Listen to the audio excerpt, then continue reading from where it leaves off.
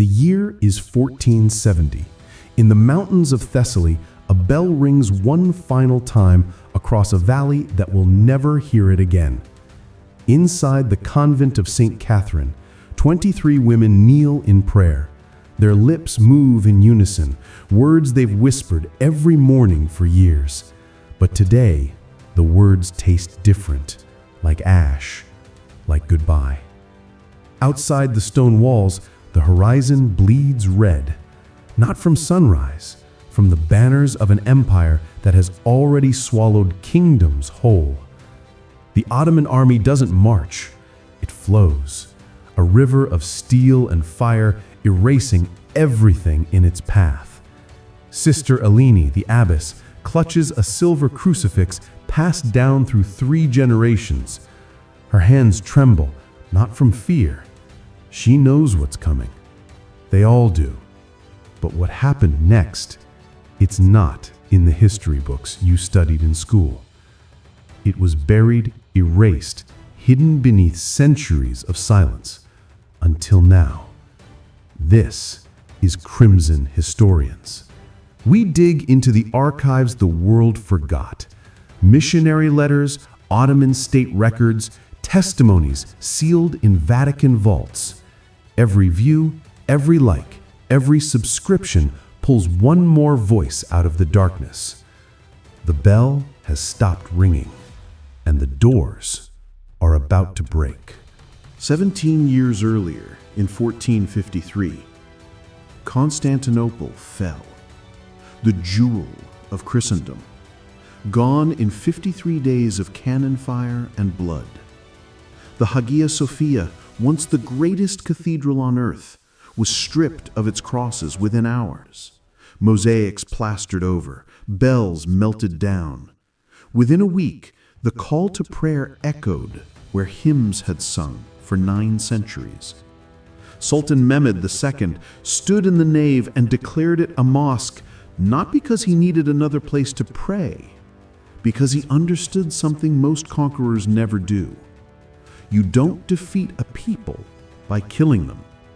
You defeat them by erasing who they were. The Ottomans didn't just conquer land, they conquered identity. Every church bell still ringing, every monastery still standing, every nun still praying in Latin. These were acts of defiance, proof that the old world refused to die. So the Sultan made a decision. If they will not convert, they will disappear. Not through massacre, martyrs inspire songs, but through something far more elegant, something that left no memory: erasure. By 1470, the strategy was perfected. Greek monasteries in Morea, Serbian convents in the Balkans, Armenian churches in Anatolia. The pattern was always the same. First the offer, then the silence. The Convent of St. Catherine, perched on a lonely hillside, far from any ally, was next. These weren't warriors. They were women who had spent their lives in silence and prayer. Their weapons, rosaries. Their armor, faith. Sister Eleni had been abbess for 12 years. Sister Magdalena was 19, her hands still calloused from her father's farm. Sister Theodora was 70. She had outlived emperors. None of them had ever held a blade. None of them imagined they need to.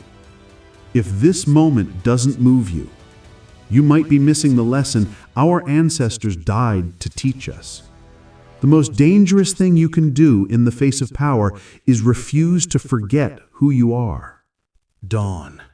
The first cannonball doesn't hit the chapel, it hits the bell tower. Stone explodes, iron screams. The bell that rang for 140 years shatters mid-swing. Sister Eleni doesn't scream. She stands, crucifix raised, and sings, Kyrie eleison, Lord, have mercy. One by one, 23 voices rise against the roar of an empire. But empires don't listen to songs. By midday, the gates fall. Soldiers flood the courtyard, not with swords, but with ledgers, quills, ink. To the Ottomans, these women weren't people, they were assets. A Greek translator, ashamed, voice trembling, reads the decree. Submit, or face the consequences of rebellion. Sister Eleni steps forward, calm, serene. She says, "Tell your sultan, we have already given our lives to a king. We have nothing left to surrender." The officer smiles, not with anger, but with certainty. That night, the nuns are locked in their own chapel. No food, no water, just darkness and the sound of soldiers laughing outside. Two young sisters weep, but Magdalena, barely 20, whispers a psalm. Though I walk through the valley of the shadow of death. The weeping stops. Day 3, bread and water arrive. Real food, clean water. Sister Theodora speaks. They want us to feel gratitude, to soften. Eleni nods. Then we fast. They don't touch it.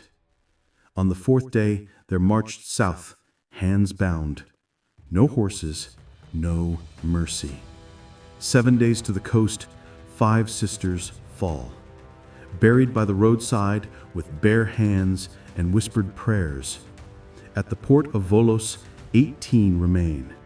Loaded onto a galley, chained to benches, listed not by name, but by number. Purpose, domestic service, and conversion. 12 days at sea, storms, salt, sickness. Magdalena whispers psalms into the dark.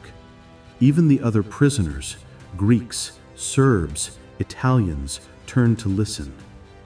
They arrive in Constantinople. The city gleams like a blade. Past Hagia Sophia, now a mosque, they're forced to kneel as the call to prayer rises. One sister whispers, "We are home, but it is no longer ours." They're taken beneath Topkapi Palace, down spiral stairs, into tunnels that smell of damp and decay, to a room that doesn't officially exist. In 2011, archaeologists broke through a false wall. They found dozens of crude crosses carved with fingernails, and beneath them, in Latin, Lux in tenebres lucet. The light shines in the darkness. This was their chapel. By day they scrubbed floors in silence. By night they gathered in the dark. No priest, no Bible, just memory. Stolen bread became communion. A shard of mirror became a cross. Magdalena carved a small bird. Beside it, 23 lines, one for each sister. Only 11 were finished. Ottoman records, 1482.